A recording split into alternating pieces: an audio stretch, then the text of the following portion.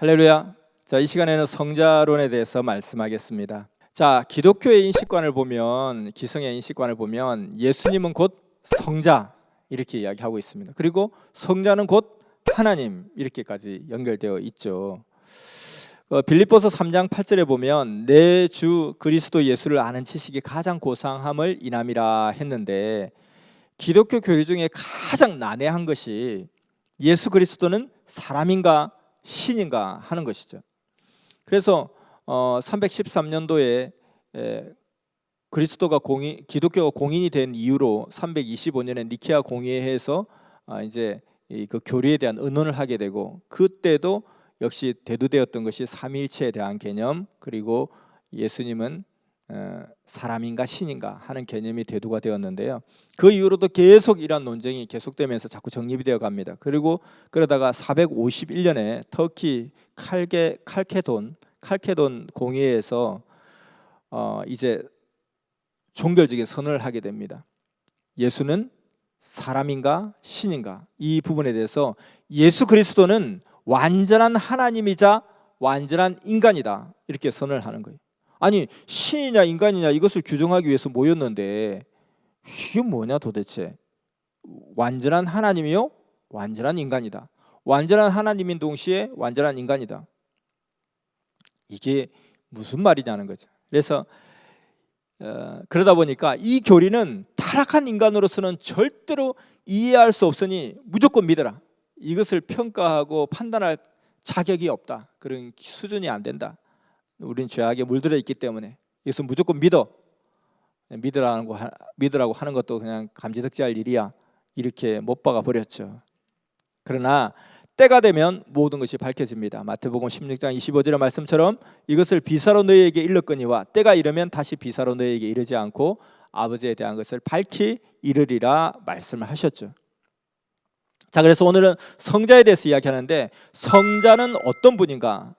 첫째는 하나님의 독생자이며 하나님과 동등격인 전능하신 영, 전능하신 신이라는 거죠. 그래서 빌립보서 2장 6절에도 그는 근본 하나님의 본체시나 이렇게 돼요. 예, 근본 하나님의 본체라는 거죠. 그 요한복음 1장 18절에는 아버지 품속에 있는 독생하신 하나님, 그러니까 하나님의 독자라는 거죠. 독자, 하나님의 아들.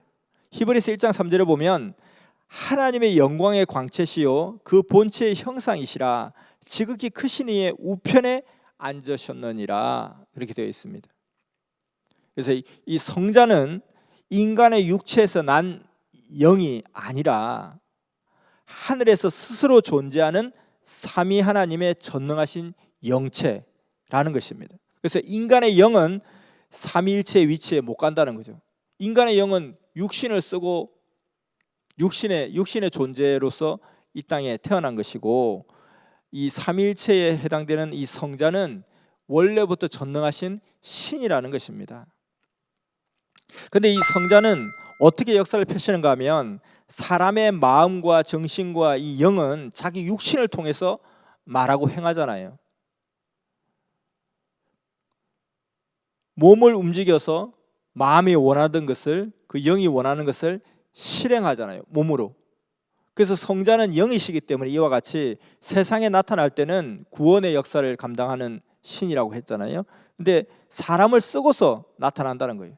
사람을 쓰고서 사람들에게 역사를 하려면은 보이는 사람의 형태로 나타나야 되니까. 그래서 이 성자의 출현은 4,000년 구약 역사가 끝나고 신약의 때가 되자 하나님께서는 종의 차원으로 떨어진 인류를 구원하기 위해서 그 아들 성자를 이 땅에 보내시고 하나님도 함께 이 땅에 역사를 하시며 오셨습니다. 그러나 이 성자도 이 전능하신 영체이기 때문에 그 성자가 나타나셔서 말씀을 하셔도 사람들은 그 성자를 볼 수가 없다는 거예요. 들을 수가 없다는 거예요. 우리가 뭐 하다못해 귀신도 못 보는데 성자, 전능하신 신을 어떻게 볼 수 있겠습니까? 들을 수 있겠습니까? 그러니 그에게는, 그 성자 주님에게는 합당한 육신이 필요했던 거죠. 그 몸을 쓸 몸이 필요했다는 거죠. 옷이 필요했다는 거죠. 그가 바로 예수님이었다 하는 것입니다. 그러니까 성자는 창세 전부터 계셨지만 신약 때 와서 나사렛 예수님의 그 몸을 쓰고 이 땅에 출현하신 것이죠. 이 성자께서 예수님의 육과 영을 통해서 구원 역사를 행하신 것입니다. 그렇기 때문에 그 예수님이 하시는 말은 성자가 하시는 말이라는 거예요. 대변인이죠. 그래서 예수님을 믿는 것이 성자를 믿는 것이 되었고, 예수님의 형제, 성자의 형제 입장이 되었고, 하나님 앞에도 아들, 곧 자녀 입장이 된 것입니다. 자, 그래서 로마서 8장 15절에 보면 너희는 다시 무서워하는 종의 영을 받지 아니하고 양자의 영을 받았으므로 우리가 아빠, 아버지라 부르짖느니라 그랬습니다.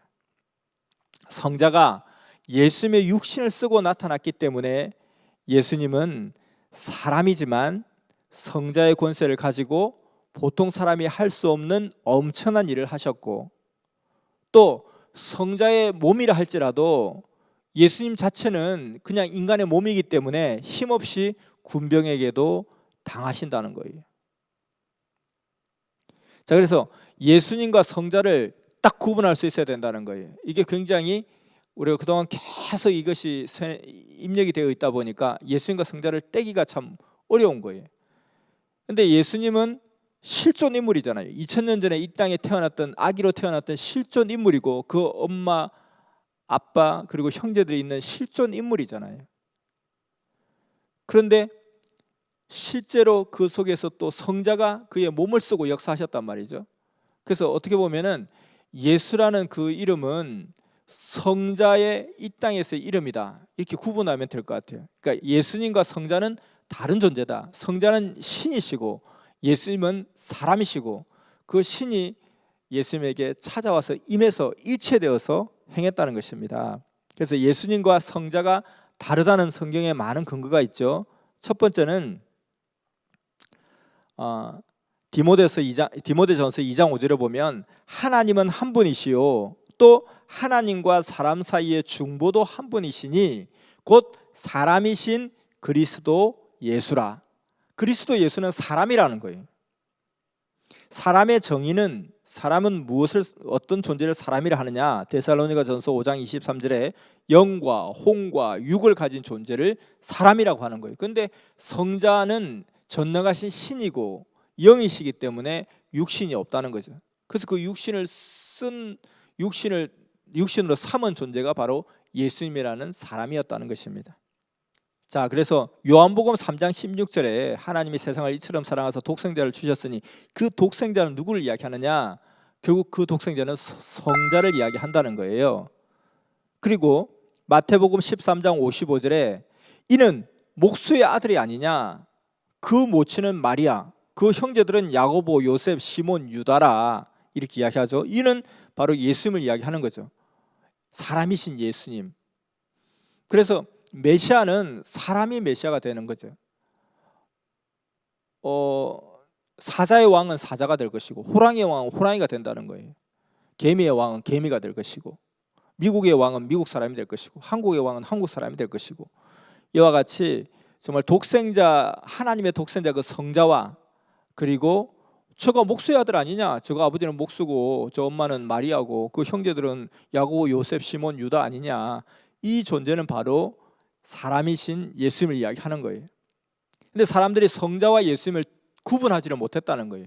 그래서 성자의 존재를 그냥 예수라는 이름으로 불렀었죠. 그러니까 두 존재를 하나의 이름으로 불렀던 것이죠. 그것을 하나로 합쳤죠, 교리적으로. 그러다 보니까 예수님은 곧 신이다. 또 하나는 성천의 위치도 다르다는 거죠. 베드로전서 3장 22절에 보면 저는 하늘에 오르사 하나님 우편에 앉아 계시니, 자, 예수님이 돌아가셨어요. 그 영이 이제 가는 그 형태를 보면 한쪽에서는 하늘에 오르사 하나님 우편에 앉아 계신다, 이렇게 표현하고 있고, 누가복음 23장 43절에는 예수님이 직접 친히 말씀하시는데, 돌아가시면서 옆에 있는 강도에게 너는 나와 함께 낙원에 있으리라. 그러니까 예수님은 나는 낙원에 간다 그러고, 또 한쪽에서 묘사할 때는 그는 하늘에 오르사 하나님 우편에 앉아 계신다, 이런 이야기를 하는 거죠. 마가복음 16장 19절에도 그렇게 나옵니다. 주 예수께서 말씀을 마치신 후에 하늘로 올리우사 하나님 우편에 앉으시니라. 자, 사람들이 보는 존재, 사람들 눈에 보이는 존재는 육신이신 사람이신 예수님의 형태가 보이는 거예요. 근데 그 예수님이지만 그 속에서는 성자가 존재하고 계신다는 거예요. 그래서 때로는 예수님이 예수님 당신의 이야기를 하기도 하고, 때로는 그 속에 존재하는 성자의 말을 대변하고 대언하기도 한다는 겁니다. 근데 사람들은 왜 나사렛 예수님을 성자라고 알고 있는가 했을 때, 삼위 하나님은 볼 수 없는 존재잖아요. 그래서 반드시 사람을 통해서 역사하신다는 거예요. 우리 총재님이 한 번은 이제 성자께서 그러더라는 거예요. 너 개미하고 이야기를 해봐라. 개미하고 대화를 하려면 어떻게 해야 되겠냐? 제가 개미가 돼야 대화를 하죠. 제가 사람인데 어떻게 개미하고 대화를 할 수 있습니까? 그래, 바로 그것이다. 성자가 이 땅에 오셔서 나타나도 볼 수가 없고, 또 말씀을 외쳐도 들을 수가 없고, 그러하니 보이는 몸이 필요했고, 또 그 소리가 들리는 몸이 필요했으니 그 존재가 바로 예수님이다, 이렇게 이야기하는 것이죠. 그래서 성자는 이와 같이 분체를 쓰고서 나타나신다는 것입니다. 다른 존재라는 것이죠. 자, 성경에는 하나님이 직접 구름을 타고 강림하시는 것으로 예언이 되어 있죠. 구약에서는 메시아가 올 때 구름을 타고 하나님이 직접 강림하신다. 다니엘서 7장 13절에 인자 같은 이가 하늘 구름을 타고 온다 그랬고요. 그리고 이사야서 19장 1절에 보면 여호와께서 빠른 구름을 타고 애굽에 임하시리니, 그렇게 되어 있고, 이사야서 66장 15절에는 여호와께서 불의 옹이 되어 강림하신다. 그리고 스가랴서 14장 4절에서 5절 보면 그의 발이 예루살렘 앞 곧 동편 감람산에 서실 것이요, 그렇게 되어 있습니다. 그러나 성자는 나사렛 예수님을 통해서 실제로는 강림을 하셨습니다. 이사야서 11장 1절에 2절 보면 이새의 줄기에서 한 싹이 나며 쭉쭉쭉 나오고 있죠. 그리고 미가서 5장 2절에는 베들레헴에서 주가 오신다. 그리고 이사야서 7장 14절에는 처녀가 잉태한다, 그렇게 나와 있죠. 결국은 하나님이 오신다 했지만 그 하나님과 일체된 성자가 오셨고, 그 성자와 함께 하나님이 실제로 오셨고요. 그리고 하늘 구름을 타고 온다, 또 많은 이야기가 있었지만 결국은 사람, 구름은 곧 사람이니까 사람을 쓰고 오신 것이죠. 그래서 빌립보서 2장 6절에서 7절 보면 그는 근본 하나님의 본체시나 하나님과 동등됨을 취할 것으로 여기지 아니하시고 오히려 자기를 비어 종의 형체를 가져 사람들과 같이 되었고 사람의 모양으로 나타나셨으며 했습니다. 사람의 모양으로 나타나셨다는 거죠. 그래서 성자는 본체, 나사렛 예수님은 분체라는 것입니다. 이 본체는 분체를 통해서 말씀하시고 나타나신다는 것이죠. 그래서 이 분체는 본체와 하나 된 사람, 신과 하나 된 사람, 이렇게 볼 수 있습니다. 그래서 요한복음 14장 9절에 나를 본 자는 아버지를 보았거늘 어찌하여 아버지를 보이라 하느냐. 요한복음 10장 30절에 나와 아버지는 하나이라. 이 말은 결국은 그 속에 계시는 성자의 말을 예수님이 대언하신 것이죠. 본체이신 성자께서 본체인 예수님을 통해서 말씀하시고 역사하신 것입니다. 요한복음 14장 10절에 보면 내가 너희에게 이르는 말이 스스로 하는 것이 아니라 아버지께서 내 안에 계셔 그의 일을 하시는 것이라. 요한복음 14장 24절에 너희 듣는 말은 내 말이 아니요 나를 보내신 아버지의 말씀이니라, 이렇게 되어 있죠. 그래서 요한복음 8장 56절에서 58절 보면 예수님께서 이런 이야기를 합니다. 너희 조상 아브라함은 나의 때 볼 것을 즐거워하다가 보고 기뻐하였느니라. 유대인들이 가로되 네가 아직도 50도 안 되었는데 나이가 50도 못 되었는데 무슨 아브라함을 보았다고 하느냐. 예수께서 가라사대 진실로 진실로 너희에게 이르노니 아브라함이 나기 전부터 내가 있었느니라 하시니. 이러니까 유대인들이 볼 때 저 미친놈이죠. 아브라함이 2000년 전에 존재인데 나이 50도 안 된 사람이 이제 30대 초반의 젊은이가 나는 아브라함보다 그 이전부터 있었느니라, 이렇게 하니까 저 완전히 미친놈이다, 이렇게 생각했던 거예요. 근데 이 말은 바로 예수님 속에 존재하시는 성자의 말인 것이죠. 그래서 예수님이 하시는 말과 또 성자의 말이 두 가지 형태, 두 가지 존재가 하나로 합치되어서 나타난다. 때로는 성자의 말을 하시기도 하고, 때로는 예수님 자연인으로서 나사렛 예수님의 당신의 말씀을 하기도 하는 거죠. 요한복음 10장 33절에서 35절 보면 유대인들이 대답하되 선한 일을 인하여 우리가 너를 돌로 치려는 것이 아니라 참남함을 인함이니 네가 사람이 되어서 자칭 하나님이라 함이로다. 그 뒤에 쭉 보면 하나님의 말씀을 받은 사람들을 신이라 하셨거든. 하물며 아버지께서 거룩하게 하사 세상에 보내신 자가 나는 하나님의 아들이라 하는 것으로 너희가 어찌 참남하다 하느냐. 이 유대인과 예수님의 그런 어떤 그 갈등, 대립이 바로 이런 부분이었던 것입니다. 자, 마태복음 11장 6절에 그래서 누구든지 나로 인하여 실족하지 아니한 자는 복이 있도다 그랬습니다. 그리고 고린도전서 2장 8절에 이 지혜는 이 세대에 관하니 하나도 알지 못하였나니 알았더라면 영광의 주를 십자가에 못 박지 아니하였으리라. 이 그리스도를 아는 지혜가 없어서 무지해서 예수님을 죽였다는 거죠. 그래서 이와 같이 그 성자의 존재를 그냥 지금도 예수님이 곧 성자다 이렇게 인식하는데 그게 아니라는 거죠. 성자와 예수님은 다른 존재다. 그렇게 한다고 해서 예수님의 권위가 떨어지는 건 아니라는 거죠. 메시아는 사람 중에서 메시아가 된다는 거죠. 그 성자는 전능하신 영이시고 신이시라는 거죠. 근데 그 성자가 이 땅에 오셔서 구원의 역사를 펼쳐야 되는데 그 성자가 오셔서 아무리 나타나고 아무리 이야기해도 그는 영이시라 우리 인간이 볼 수 없고 들을 수 없기 때문에 그의 몸이 필요했던 것이죠. 그의 몸으로 택한 자는 또 성자와 마음과 심정과 수준과 이 모든 것이 일체된 존재가 되어야 된다. 그러다 보니까 이 구약 4,000년을 지나고 한 사람을 택했으니 그가 나사렛에서 태어난 예수님, 아기 예수였다는 거예요. 그 예수님이 태어나는 그때에 성자가 그의 몸을 쓰고 그의 탄생과 함께 이 땅에 오셨고 그가 그 나사렛 예수님이 돌아가실 때에 그 육신이 죽어진과 함께 이제 성자께서 전능하신 신이신 성자께서도 원래 자리 하늘 우편으로 올라가시고 그러면 예수님은 사람이기 때문에 당신의 육이 있고 영이 있다는 거죠. 그 육신은 죽어서 없어지는 그런 하나님의 법칙을 따라 가는 것이고 그럼 예수님의 영도 있잖아요. 이 영은 어디로 가느냐? 마태복음 23장 43절에 말한 것처럼 나는 오늘 낙원에 있으리라 그랬고 베드로서 3장 8절에 18절에 보면은 영으로 옥에 가사 복음을 전하시니라. 그때에 그 말씀을 듣는 자들이 누구냐? 노아의 홍수 심판 때에 순종하지 아니한 자들. 즉 이 땅에서는 신약의 복음이 전해지는데 예수님이 오시기 전에 태어났고 살다가 죽었던 구약의 사람들은 죽어서 영이 된 사람들은 이 신약의 복음을 듣지 못했잖아요. 그들은 영의 영계에서 그렇게 지금 이미 죽어서 존재하고 있잖아요. 그러니까 예수님이 이 땅에 오셔서 세상의 사람들한테 복음을 전했듯이 예수님이 이제 죽어 영이 되니까 그 영으로 구약의 영들이 존재하고 있는 옥에 가사 말씀을 전하셨다. 그리고 예수님은 신약의 영계인 낙원에 거하시면서 계속해서 돌아가셨지만 그 신약의 메시아로서 복음을 전하시는 일을 감당하시고 예수님의 육신을 쓰고 이 땅에 오셨던 성자께서는 하늘에 오르사 하나님 우편에 왜냐하면 성자는 곧 하나님이 아니기 때문에 하나님과 심정일체된 세계지만 하나님이 아니기 때문에 하나님이 계시고 하나님 우편에 앉아 계시는 것이죠.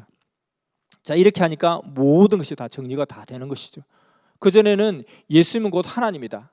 근데 하나님이 이 땅에 오시면서 예수님은 인간의 모습으로 탁 이렇게 변형되어서 이 땅에 오셨다. 변장하고 오셨다. 그런데 왜 그러면 자기가 하나님인데 왜 하나님 아버지 이렇게 또 기도하지? 그 본인이 하나님이면 왜 하늘 우편에 앉아 계시지? 우편으로 올라가시지? 하나님 자리로 올라가셔야 되지? 이런 부분들이 이제 해소가 되는 거죠. 아, 성자의 영이구나. 그리고 또 예수님과 성자도 이제 딱 구분이 되는 거죠. 그러니까 어떤 부분은 예수님의 당신의 이야기를 한 거고 어떤 부분은 성자의 그 말을 대변하신 것이고 그러다 보니까 나는 아브라함보다 오래전부터 있었느니라 이렇게 이야기하면 그것은 성자의 말을 대변하신 것이죠. 예수님은 분명히 아버지 어머니가 있고 형제들이 있었다는 거예요. 아기 때부터 태어나서 자랐다는 거예요. 사람이라는 거죠. 그러나 그 속에 존재하시는 성자께서 말씀하시기 때문에 그 성자는 하나님의 독생자였다는 거죠. 예수님이 하나님의 독생자가 아니잖아요. 예수님은 요셉과 마리아의 아들이었고 심지어 독생자도 아니죠. 독자도 아니잖아요. 형제들이 있잖아요. 자, 이렇게 구분이 되는 것입니다. 그래서 오늘날 이 기독교에서는 다시 예수님이 강림한다, 예수님이 재림하신다 이렇게 믿고 있잖아요. 그러면은 결국은 그것은 뭐죠? 예수님의 재림이 아니라 결국은 성자가 이 시대에 또 오시는 거죠. 그러니까 내가 다시 오리라 한 그 존재는 성자가 하신 말씀이라는 거죠. 그러니까 성자가 하는 말도 예수님이 말씀하시는 거고, 예수님이 하는, 자연인인 예수님이 하시는 말씀도 예수님이 하는 거예요. 그러니까 예수님이 말씀하셨지만 그것은 어떤 것은 성자의 말이라는 거죠. 그러니까 내가 다시 오리라 하는 것은 성자가 하나님 우편에 앉아 계시다, 올라가셔서 앉아 계시다가 다시 이 땅에 오신다는 거예요. 하늘 우편에 앉아 계시다가 이 땅에 오시는 그 존재는 누구냐? 성자죠, 성자. 근데 성자가 이 땅에 또 오시면 2000년의 예수님 때처럼 사람들이 볼 수 없고 들을 수 없으니까 분체가 필요하겠죠. 그 몸이 필요한 거죠. 그 몸이 바로 성약 시대의 오리란 메시아라는 거예요. 그 메시아가 예수님 때처럼 태어남과 동시에 그 성자가 그의 몸을 쓰고 이 땅에 오셔서 그 분체를 타고 역사하신다는 거죠. 한 시대, 한 인물, 한 역사로 끝나는 것입니다. 예수님은 예수님 시대 때, 모세 시대 때, 예수님 시대 때, 그리고 새로운 이 시대의 성약의 메시아, 각자 한 시대 한 인물이라는 것입니다. 그래서 초림은 그 메시아의 초림, 정확하게 말하면 성자의 초림은 자녀의 조건을 세운 예수님을 통해서 강림하셨고, 성자의 재림은 신부의 조건을 세운 이 시대의 분체를 통해서 강림하신다는 거죠. 그러니까 예수님 때도 그 시대 기성인들이 몰라보고 잘못된 관으로 인해서 몰라보고 예수님을 대적했듯이 성자께서 이미 예수님의 입을 통해서 말씀하십니다. 누가복음 17장 25절에 그러나 그가 먼저 많은 고난을 받으며 이 세대에게 버림받아 되어야 할지니라. 누가복음 18장 8절에 그러나 인자가 올 때에 세상에서 믿음을 보겠느냐 하시니라.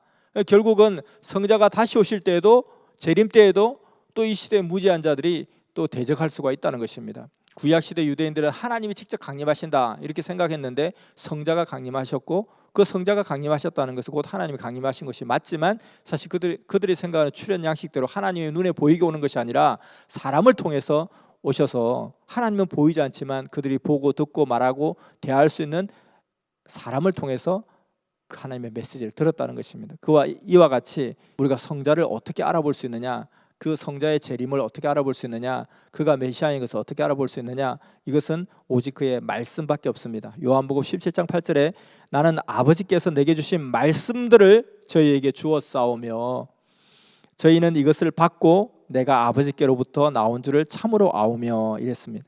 요한복음 14장 11절에는 내가 아버지 안에 있고 아버지께서 내 안에 계심을 믿으라.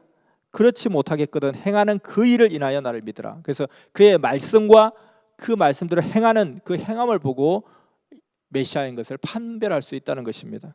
예수님이 메시아인 것을 어떻게 알 수 있었습니까? 베드로는 예수님 메시아인 것을 어떻게 알 수 있었어요? 결국은 영생의 말씀이 여기 있으면 내가 네게로 가오리까, 또 영생의 말씀이 있으니 주는 그리스도시요 살아계신 하나님의 아들입니다 라고 이야기했던 것이 바로 이와 같이 말씀이 신분증이고 마패라는 것이죠. 자, 결론적으로 이 분체는 시대의 문, 이 분체를 대하는 것이 바로 성자 본체를 대하는 것과 같다. 그래서 이 분체를 통해서 오직 삼위께 나아갈 수 있죠. 그래서 예수님의 이름으로 기도합니다. 예수님의 이름으로 성 삼위께 나아갈 수 있다는 거죠. 이 시대도, 또 기다리는 이 성약의 시대도 이 시대의 성약 시대의 메시아를 통해서, 그 분체를 통해서 삼위 하나님께 나아갈 수 있다는 것입니다. 그래서 요한복음 14장 6절에 내가 곧 길이요 진리요 생명이니 나로 말미암지 않고는 아버지께로 올 자가 없느니라 이렇게 이야기하죠.